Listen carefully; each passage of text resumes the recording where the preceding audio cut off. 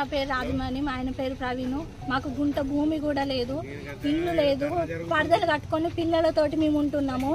ఇక్కడ ఉన్న వాళ్ళకు కూడా అదే పరిస్థితి. అందరము మేము ఇక్కడ ఇండ్లు లేదనేసి, అందులో ఇళ్ళలో పేర్లు రాలేదనేసి మేము ఇక్కడ కార్యదర్శి వాళ్ళని ఇక్కడ అడగడానికి మేము వచ్చినాం, సర్వేకి వచ్చినాం. అది ఎట్లా అయిందంటే అది లంచాలతోటి రాజకీయం ఉన్న వాళ్ళకు, భూములు ఉన్న వాళ్ళకే వచ్చింది, ఇండ్లు ఉన్న వాళ్ళకి. మళ్ళీ ఈ ఊర్లో లేని ఆడపడుచులకు వచ్చింది, ఇక్కడ ఉన్న కోడళ్ళకు రాలేదు, ఆడపడుచులకు వచ్చింది.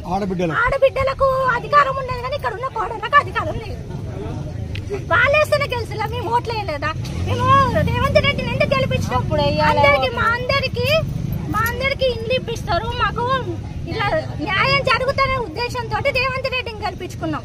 మరి ఇట్లా కాంగ్రెస్ వాళ్ళే ఉంటారు, వాళ్ళకే ఇండ్లు వస్తాయి, మరి పార్టీలో దిగే వారికి ఇండ్లు వస్తాయి అని చెప్తే మేము ఓట్లు వేయబోదాం కదా, మేము గెలిపించుకోబోదాం కదా. మరి ఇప్పుడు రాజకీయం వచ్చినాక వాళ్ళ పార్టీ వాళ్ళకి ఇద్దామంటే మిగతా వాళ్ళందరూ ఎక్కువ వాళ్ళు ఓట్లు వేసిన వాళ్ళందరూ పిచ్చి వాళ్ళైతేనే గెలిచిందా? మేము అందరం వేయలేదా?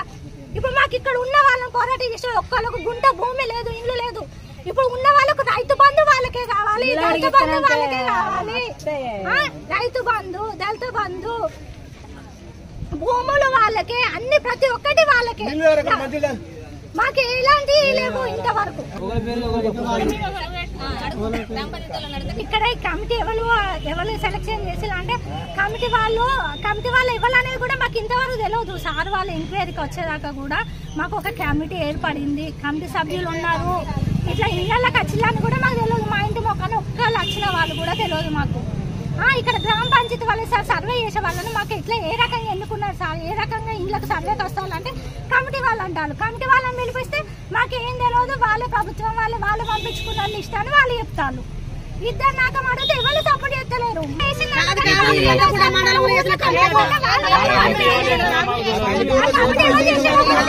30 ఇండ్లు శాంక్షన్ అయినా ఆ 30 ఇండ్లు ఎట్లా శాంక్షన్ చేసిరు అని చెప్పి మేము మొన్న ఇక్కడికి వచ్చినటువంటి కార్యదర్శులను ఇక్కడ ఉన్నటువంటి ఈ గ్రామ పంచాయతీ సిబ్బందిని అడిగినామన్నా. గ్రామ పంచాయతీ సిబ్బందిని అడిగితే నేను వచ్చి ఆ ఒక స్పెషల్ ఆఫీసర్ వచ్చింది ఇక్కడికి. ఆ స్పెషల్ ఆఫీసర్ ని సార్ ఎవరికి వచ్చింది మరి లిస్టు, ఒకసారి వాళ్ళ లిస్టు ఫైండ్ అవుట్ చేయండి సార్, మేము ఒకసారి చెక్ చేసుకుంటాం అంటే ఆయన డైరెక్ట్ మా మొహం పట్టుకొని ఏమంటాడన్నా, నువ్వేమన్నా ఎంప్లాయిడ్వా, నువ్వేమన్నా కమిటీ సభ్యునివా, నీకు ఎందుకు ఇవ్వాలి, మేము ఇవ్వమని చెప్పి బరాబర్ చెప్పిండు అన్న. తర్వాత మేము ఇట్లా అడిగినాం, ఎందుకు ఇయ్యారు మీరు అది అనుకుంటా మేము వాళ్ళని మాట్లాడిన తర్వాత డోర్ వేసుకొని వేయరన్న. డోర్ వేసుకొని పోయిన తర్వాత మేము మళ్ళీ ఎంపీడీఓ ఆఫీస్కి పోయినాం. ఎంపీడీఓ ఆఫీస్కి పోయిన తర్వాత ఎంపీడీఓ గారు ఏం చేసిండన్న అంటే, ఆయన మీ ప్రాబ్లం ఏంది చెప్పండి అన్నారు. మీ ప్రాబ్లం ఏం చెప్పినా సార్ సో అండ్ సో అని చెప్పి